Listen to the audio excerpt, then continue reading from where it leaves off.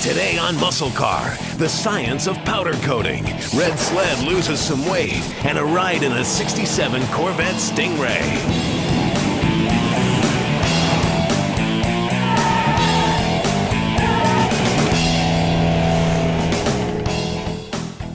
Hey guys, welcome to Muscle Car. Red Sled's got a lot of body work ahead and we're going to get rolling on that today. But before we can start that, we need to get our chassis put back together. We've already modified the X-frame on the 61 Impala by boxing the center and adding bracing to the rear. We mocked up the air ride to make sure everything fit, tore it back down, then sent it out for powder coating. If you've never seen powder coating done, it's actually a pretty interesting process. I brought our frame here down to Powder X to get it done, and our camera crew came along so you guys can check it out.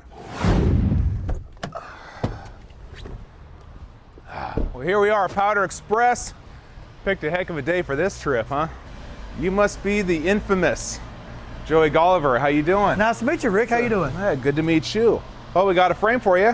Good deal. Got it all reinforced and boxed and ground down, and now we got it all covered with rust. Hope you can take care of that for us too. I'm sure we can. What color are we going to do this thing today? Gloss black. Sounds fantastic. Shiny. Pretty good deal. We'll get you guys in out of the rain and get this thing coated for you. Awesome. Sounds good. Now look at this. This is after 45 minutes out in the rain. You can see how fast the rust starts to attack this thing. It's a good thing we're here because we got a whole crew that's going to take care of it and clean it up for us. The first thing these guys do is break out a DA sander to knock the surface rust off. The step's not necessary if the part is already clean and rust-free. Next, a steam bath. The heat pulls the oils out of the metal and from behind our welds. The steam also contains phosphate, which creates a chemical reaction that allows the powder to bond with the metal. It also protects the part, minimizing any rust if the coating ever gets scratched. It goes into the oven, but just for a few minutes to draw any remaining oils to the surface. Another bath, this time without phosphate. It'll clean off the last of the contaminants.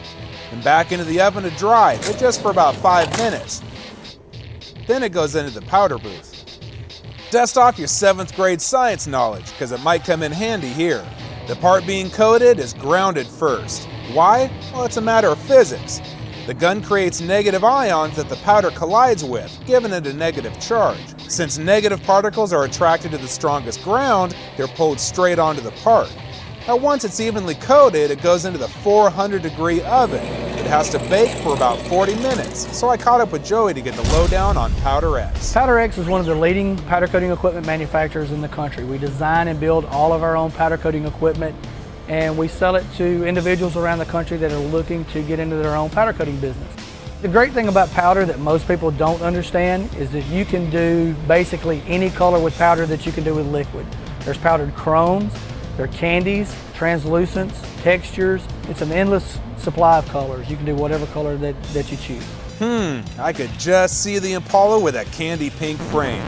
Okay, maybe not. Oh man! Looks great, doesn't it? Holy smoke!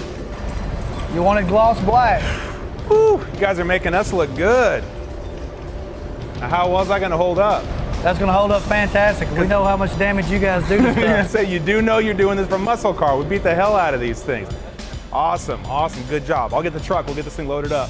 Time to get this baby back to the shop and get the chassis reassembled.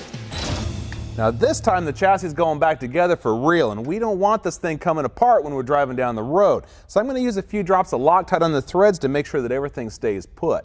Now I got to tell you, this is one time when just a few bucks can really save your butt.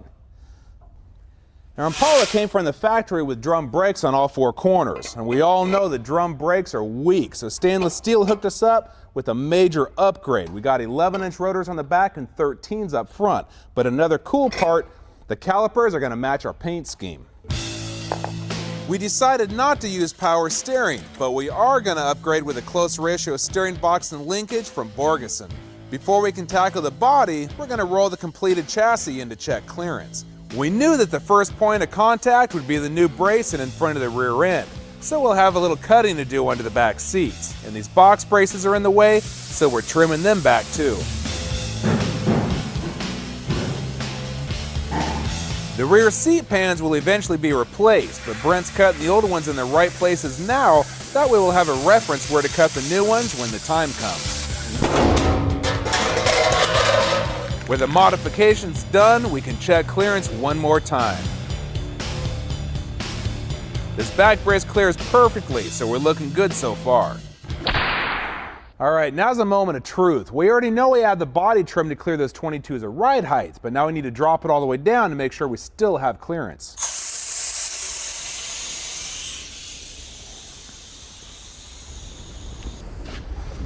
I'll tell you what, that was a lot easier fit than I thought it was going to be.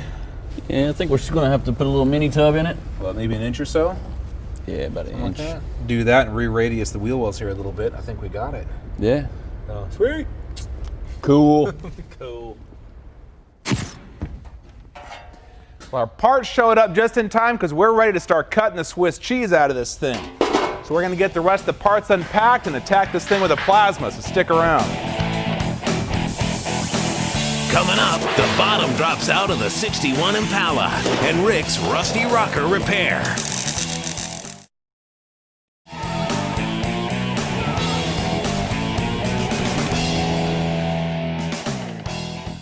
Hey, welcome back. The first thing to go is going to be this floor pan here because it's just wasted. Now this front cross member, this is going too because it's rusted through anyway, so it's not doing any good.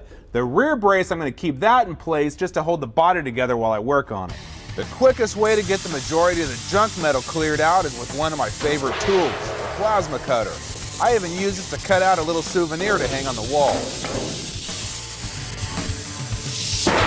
Once the big chunks are out of the way, I can cut the braces out. Last goes the rear seat pan, leaving that rear brace. A spot weld drill bit will get the last of the old floor pan loose. On pinch welds like this, you can use a spot weld cutter. A little hammer and dolly work will flatten out the edges. As you can see here, this rocker's seen better days, so while Brent gets rolling on the mini tubs in the back, I'm going to stick some new sheet metal up here in the front. Once the outer sheet metal is removed, you can get a better look at the damage. And no patch panels are made for this part, so I'm fabbing some up. While I do that, Brent's making short work of that trunk, saving whatever he can.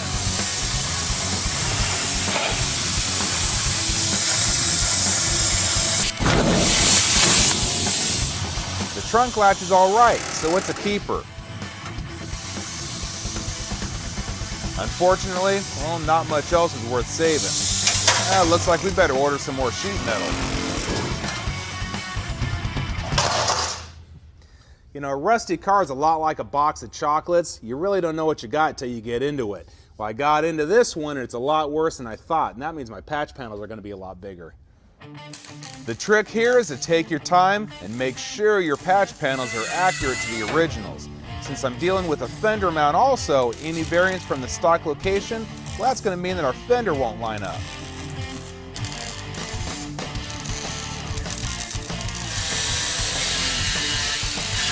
Done. Finally, we can test fit our floor pans. Clamps and clecos will hold them in place while we mark for the braces. Then they come back out to punch holes for the plug welds.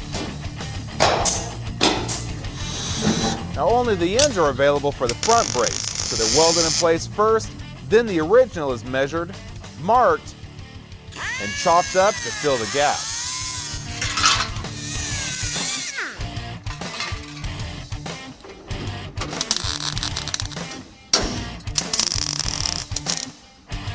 Now once the front brace is replaced, we can chop out the rear.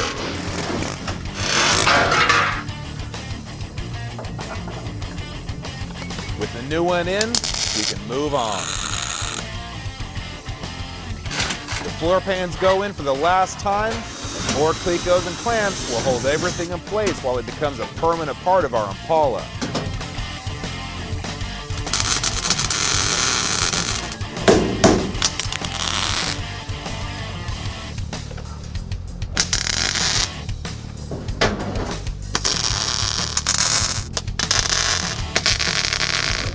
Finally, the clecos come out, and the last brace goes in.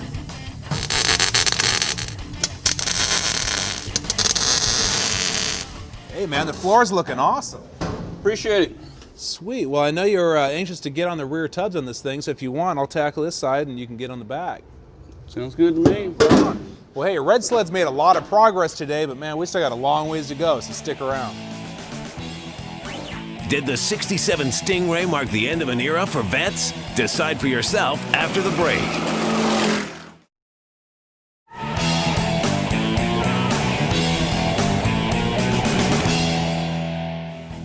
Today on Flashback, a 67 Corvette Stingray.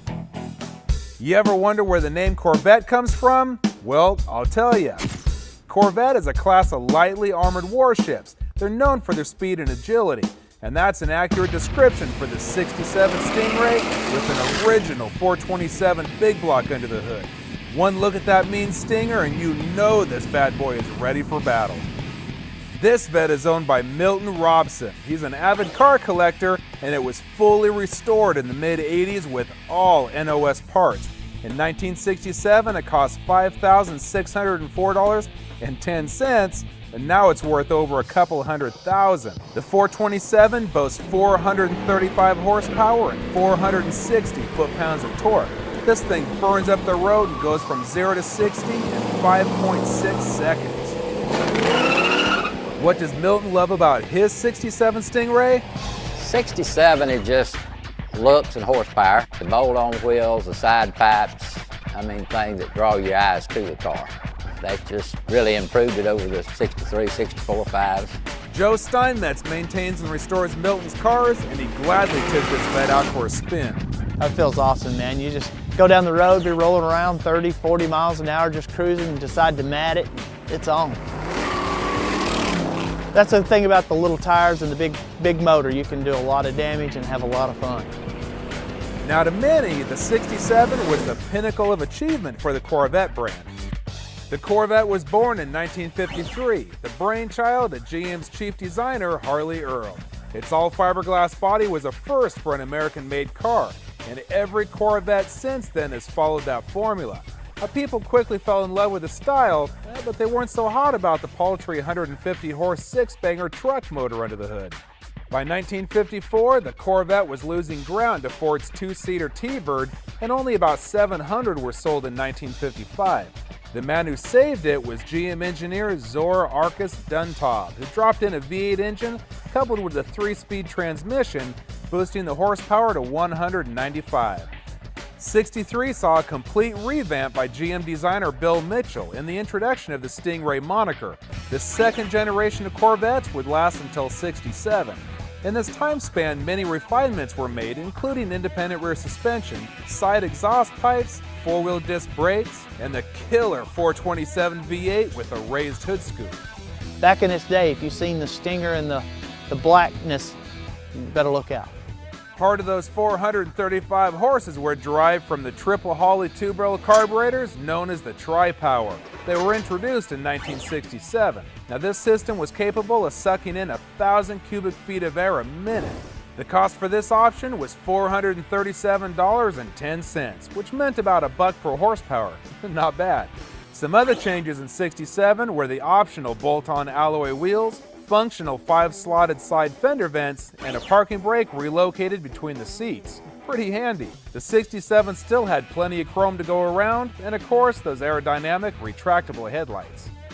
The rally red exterior and color-matched interior is a pretty unique look. I'm a red lover. I want the red with red. And that's just a better eye-catcher to me. The interior is designed to feel like a cockpit, which makes sense when you're throttling through curves at high speed. The Stingray performs extremely well thanks to its four-wheel independent suspension. The earlier Corvettes had a rougher ride. These last year Stingrays were just a good, comfortable car. 67 was the end of an era for Corvettes. It was the last of the C2s, and some enthusiasts even feel it was the last of the true Corvettes. Corvettes have gone through many transitions, but one thing remains the same. People love them everywhere you go. Up next, see what a difference an inch can make.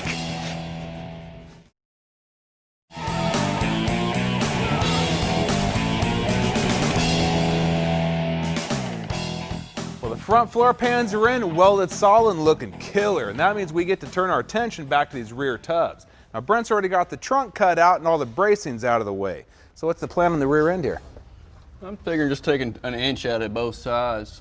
Got it marked, dude, so what do you say we start cutting? Right on. I'm on it. Just remember, measure twice, cut once. If you plan ahead and keep all your cuts straight, it should almost fall back together.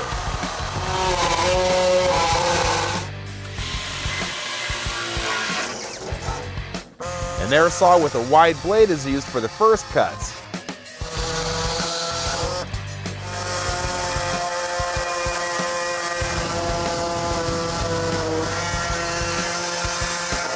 Then the plasma is brought in for slicing the wheel wells.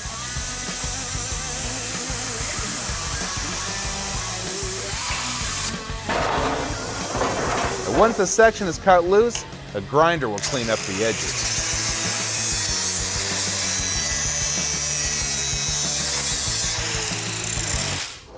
Okay, after about 4 hours worth of measuring and 10 minutes worth of cutting, we managed to gain an extra inch.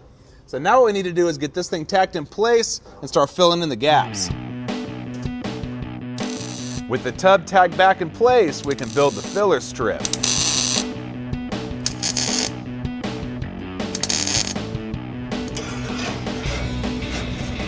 More clecos are pressed into service to help hold things solid while it's all stitched together.